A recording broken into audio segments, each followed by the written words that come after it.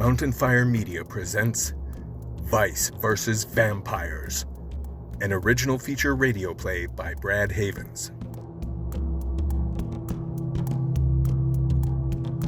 Who's after you? Please help me. Talk fast.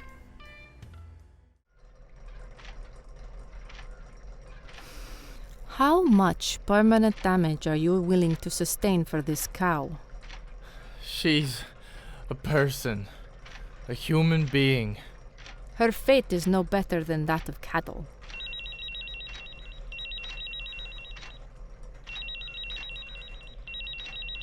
Are you in the habit of receiving unlisted calls?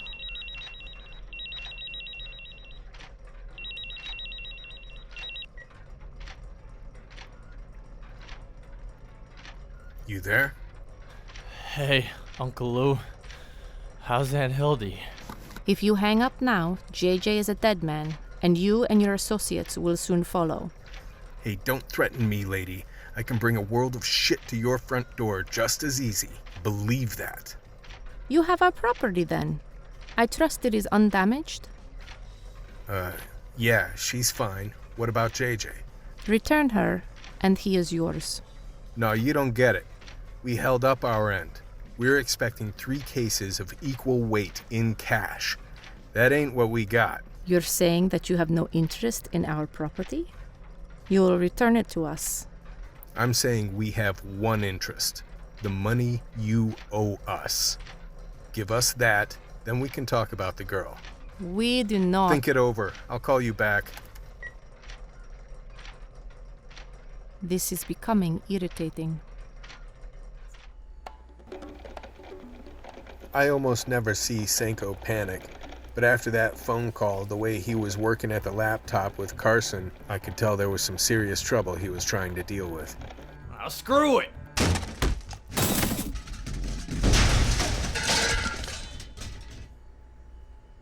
So... Those guys are beyond good. They were still backtracking the trace after you hung up. Even the way we daisy-chained it. They got close enough to know which city we're in. Great. But they'd know that anyway, right? Okay. Who are you and who are they? Go. Everybody calls me Grace. I'm a dancer. I moved here about a month ago and took the gig at Charlie's. JJ would come in. He's a nice enough guy. Sometimes he'd stay late and watch me dance. About a week ago, these guys showed up. They were the owners. They hired out a bunch of us girls for a private party. They had a lot of money. International types, right? Yeah. At least a couple of them were. Kind of weird. Old money types. A couple of us girls got asked to ride in the limo. So we figured we'd have a little fun, make good money. And the next thing I know, I'm waking up in a room in my underwear with a wicked hangover. Skin trade. We heard about these guys. Great. Now that we knew what we were up against, the question became what to do about it. We were already hanging together by a thread, and this girl was probably a nobody. Bringing her with us wasn't gonna happen, but that didn't mean she wasn't useful somehow. We got her in one of the shop's mechanics outfits and got back to work.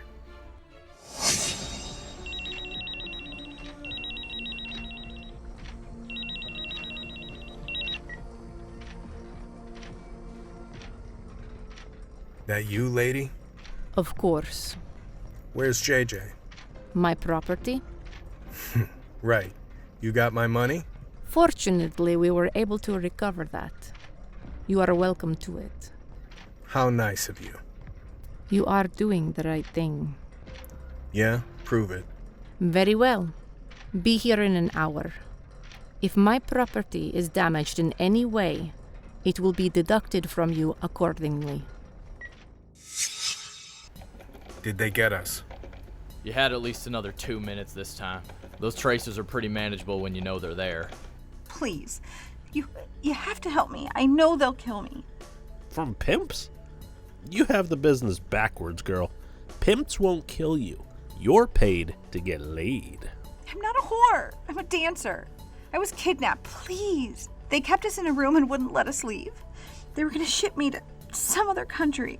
No offense, lady, but getting shipped off to blow some old sultan doesn't sound too bad compared to getting sent to maximum security with a bunch of lowlifes waiting to rape and kill us. So, If they want you back, they aren't planning to kill you. especially since they're gonna pay to get you, you're worth more to them alive. Get it? But Hope for the best, prep for the worst. Be ready. please, if I go back, they'll kill me. Sorry, Grace, but there's 4 of us, and we don't have room for 5. I saw her shrivel up, and I turned away from her. Sometimes the worst part of the job is knowing that you can't save everybody. Even if you wanted to, the fact is, survival demands you cut off anything or anybody who isn't necessary. If they hold you back, that could mean the end for all of us. And if it's down to me or you, well, sorry, my friend, but I will see the sunrise tomorrow. Senko, I want us wired on the way in. I took one last look back at Grace as she slumped into a chair, tears welling up in her eyes. If I see that frickin' JJ, I'll shoot him myself. And that's a promise. None of this felt right. We were all edgy and getting desperate. If ever there was a trap, this was it. I gave Grace a pen and paper. I want you to write down everything you remember about the layout of that place and the people there. Don't leave anything out. Start with those 3 international pimp type guys. I saw the squad watching me, but I think Carson knew what I was thinking.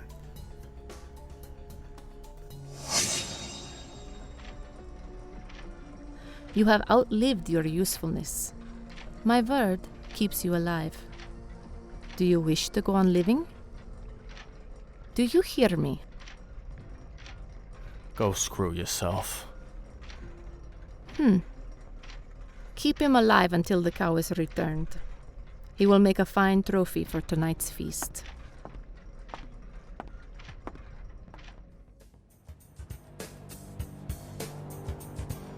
We usually don't take our disguises too seriously.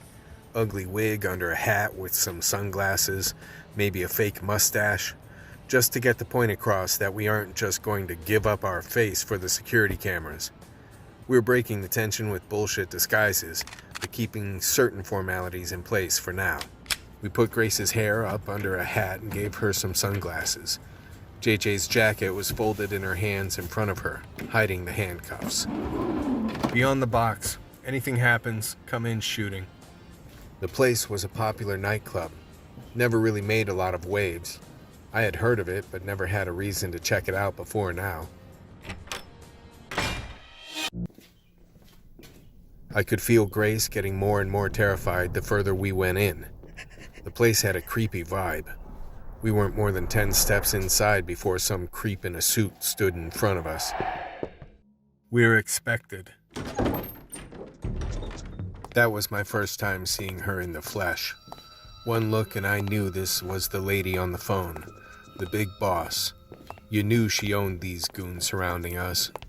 The complete opposite of this timid little rabbit we were about to hand over. Thank you for returning our property. She's not yours yet. You sure you trust that little worm? I assure you, none of my staff were the problem. Right. Where is JJ? This is what we have recovered from him. The top bag is considered compensation for your trouble. You may examine them.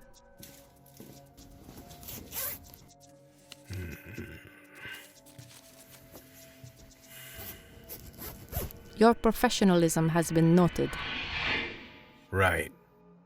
Your professionalism has been noted. Damn. I don't think anybody ever said anything that chilled me to the bones like that just did. Who were these people? It didn't matter. We were spooked and we were leaving. Let's get the hell out of here.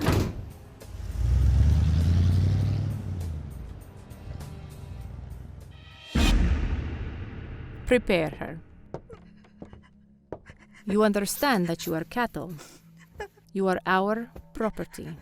These names you've called yourself no longer matter, as you no longer exist. Look at me like that again, and I'll gladly answer for your death. You remember this man? Grace! Don't hurt her! They made short work of what was left of JJ. That lady made Grace watch as they took his head off. Cattle do not have friends. Cattle live for one purpose, to be consumed by the masters. You are cattle. You have nothing. You are nothing. You will not be missed, and no God will spare you from your fate.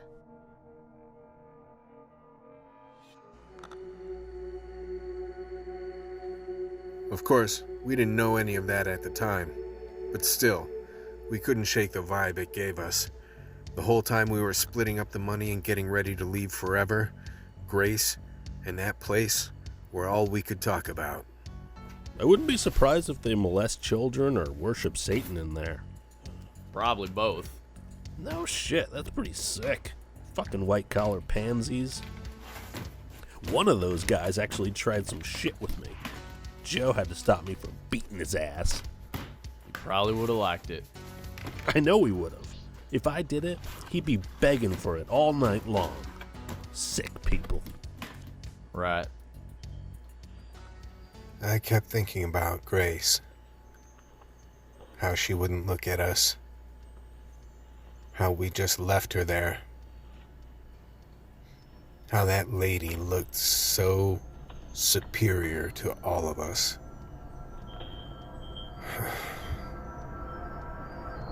Why did I become a cop?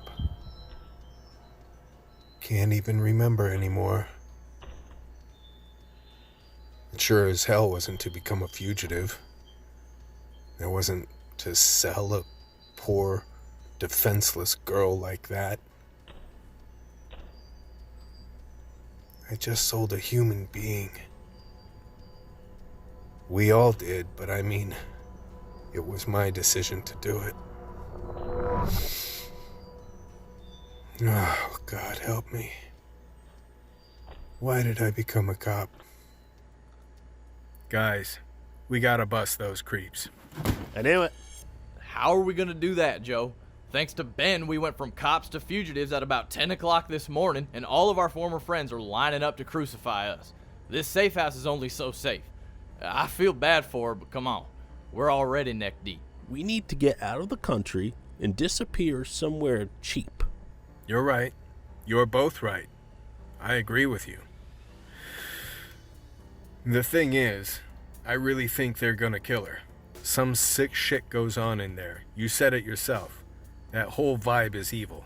I bet JJ's dead. Forget JJ. If he hadn't pulled any shit, we'd already be holed up outside the city. This place is only good for another 8 to 10 hours. At best. Right. I know that's right. But the last thing JJ said to me was he was trying to do some good. And we just handed her over for a duffel bag full of cash. A lot of cash. Right. Making us no better than those skin traders. It was her or us. You said it yourself.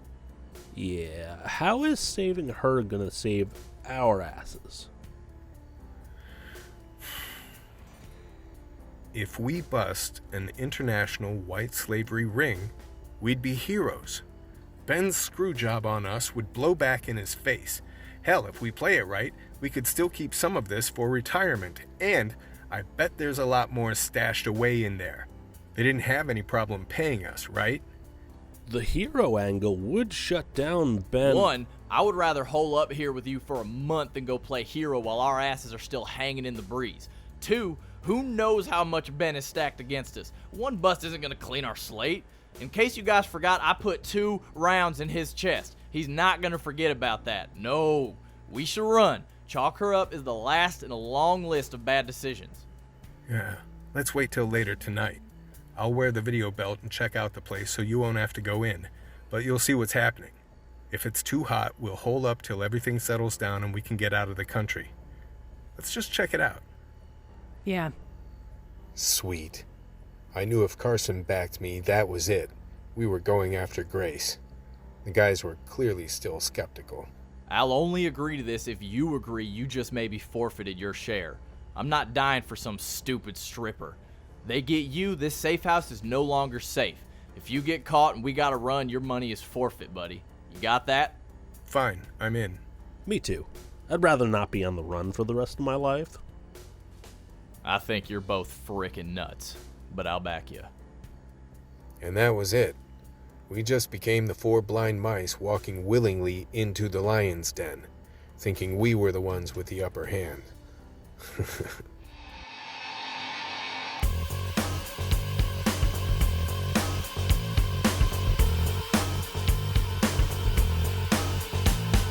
You've been listening to Vice vs. Vampires, an original feature radio play presented by mountainfiremedia.com.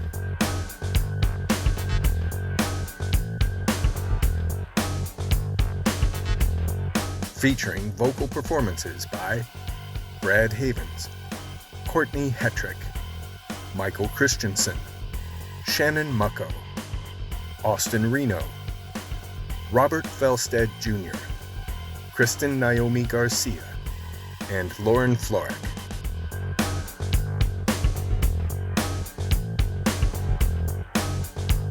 Produced and directed by Brad Havens.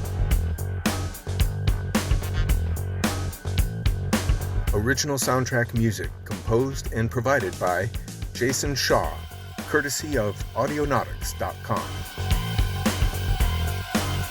This radio play was conceived and created by Brad Havens.